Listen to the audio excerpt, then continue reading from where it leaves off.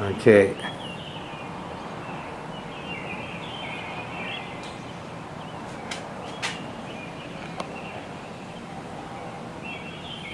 So it's up close to 100 kilometers at least, if not 100 miles. I don't know, I don't have a tape measure on it, but it's up pretty far because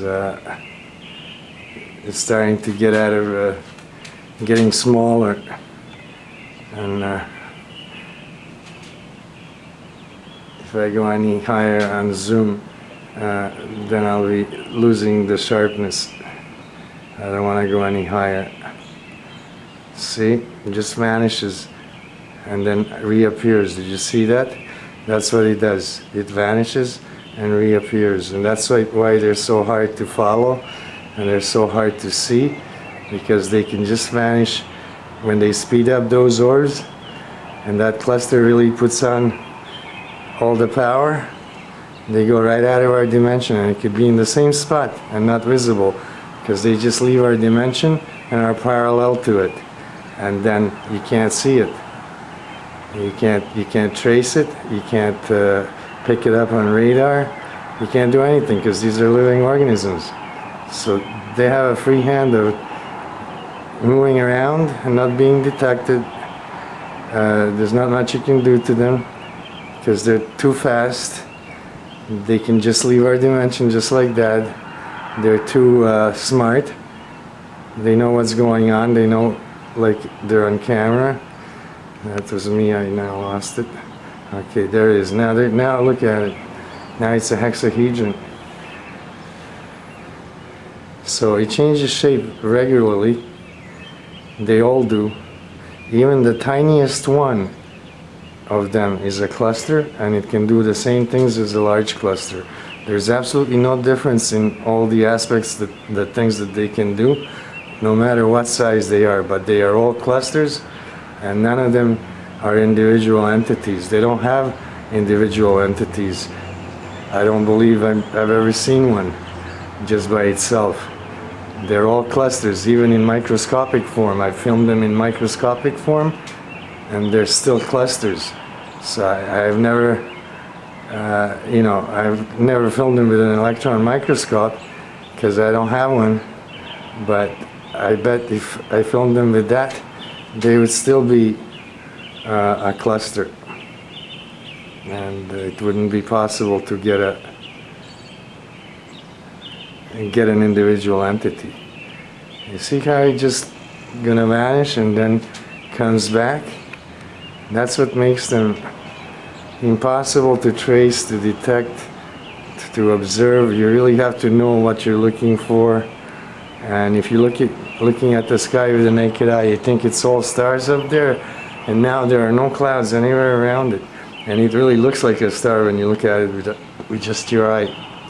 And unless you knew it was a cluster, you'd never think twice about it being a cluster like that, and all these entities in the air over your head. But they're there no matter what. The atmosphere is so filled with them that you can't see real stars, because there's a whole cover like a blanket over us, and we can't see stars or anything else, because they create the sky and the star patterns, and even the moon and everything else that we see at night. They create the illusion that we're seeing stars and all that.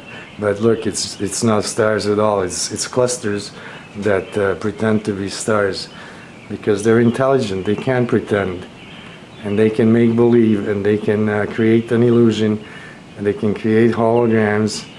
They can do a whole lot of things, and they're insects. I don't care what kind of alien entity they are, they're still boiled down to being insects. And whether they're space insects, other planet insects, other dimension insects, other universe insects, they're still insects. Okay, it popped back in to the picture, and that's how he does it. It was there all along, but it went invisible. And when he does that, it's hard to know where it is, because you always think it moved somewhere, It just vanishes and it pops out of our dimension. It's not there, and then it pops back in and it's there.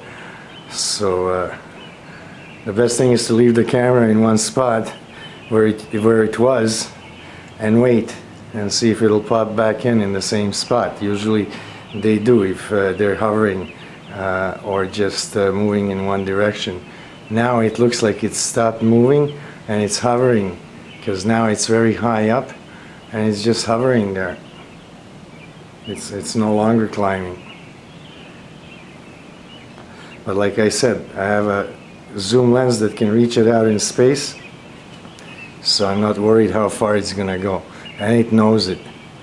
So now it's stopped in one spot and it's gonna sit there, and you saw it move all over the place before. So this is no star. Stars don't have intelligent movement. They follow gravitational forces, and they follow a set pattern, whatever set pattern they have. They don't move east, west, north, and south, and then stop and come down, go up, things like that. Stars don't do that. And now this thing is stuck in one place, and it's not going to move from there. And that's not possible for a star to do. Even just the rotation of the Earth would make a difference.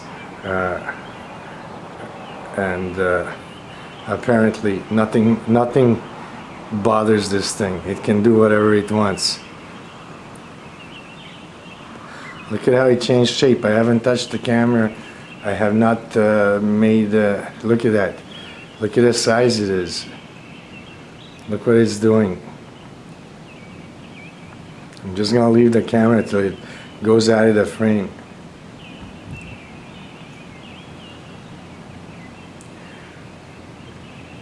Look how big it can be. And that's just spreading those organisms around into like a large area. Okay? And don't say that's lens flare, because that's nowhere bright enough to cause a flare like that.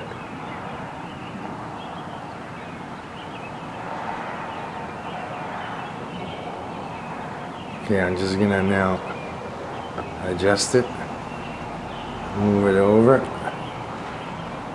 I'm gonna just loosen it to move it over. Okay, let's see if it's gonna climb and go west. Let's see which way it's gonna go. It should be moving west just because of the rotation of the Earth.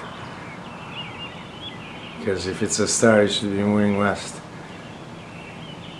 The whole sky should be moving west. But this thing was moving east before. Look. Look. I hate when it does that. It just vanishes. And there's no clouds around it anywhere. All those strange clouds are gone.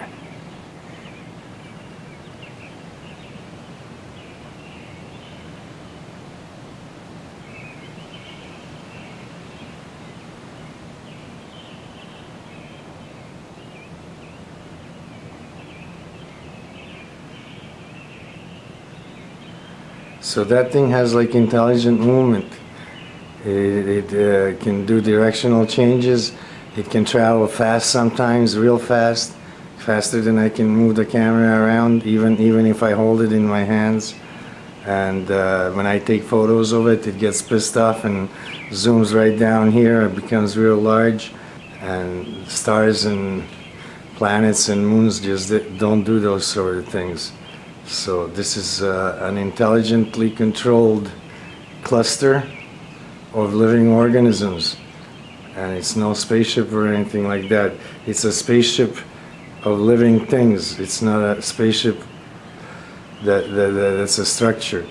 The structure is made totally by the organisms and their own body mass. They interlock through electromagnetic fields, and they use tetrahedron electromagnetic fields to interlock the hexahedron shapes, which also have electromagnetic fields, and they form bonds, and those bonds are strong enough to keep them tight and closely packed together so they can travel through space and not be affected by either gravity, electromagnetic force, or heat, or cosmic energy such as radiation or anything else. They're totally resistant to everything.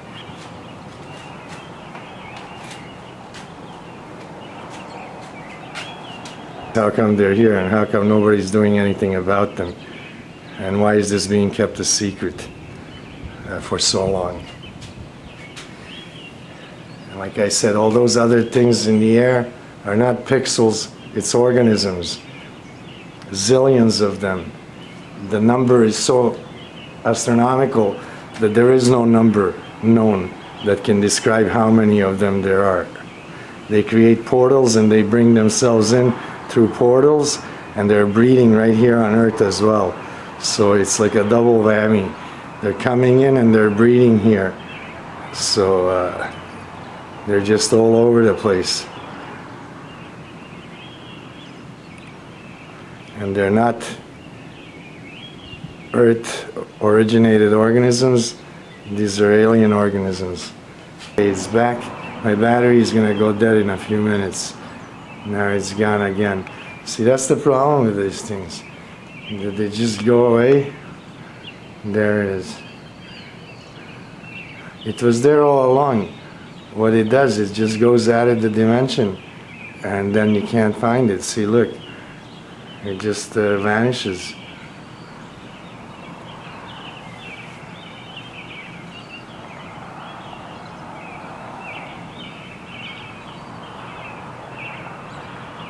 Okay, I'm not going to turn the camera off anymore. It's only got a few minutes. I'll just see if it comes back. Maybe I'll turn it off. Oh no, here it comes. It's back. Okay. Get a close-up.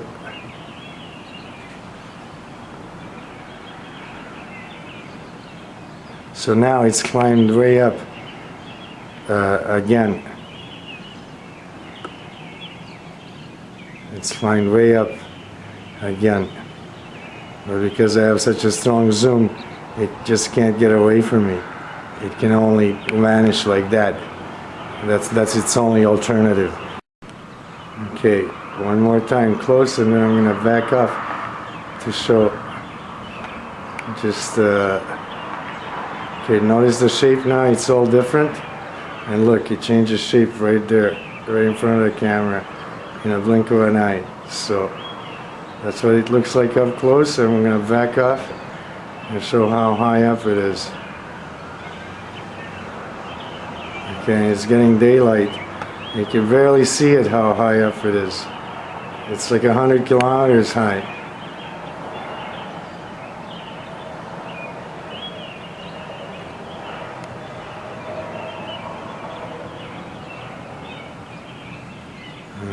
Here it is up close.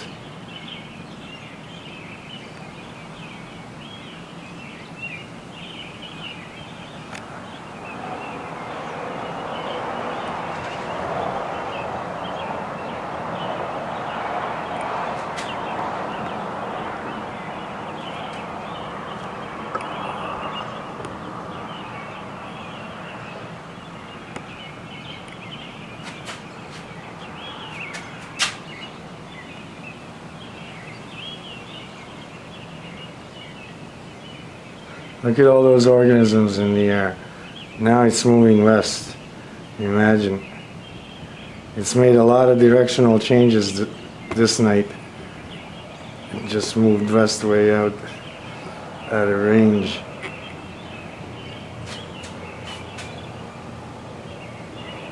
So it's made a lot of movement changes. Now it's like standing still. Just before it was moving west. Before that it was hiding between clouds. Before that it was vanishing.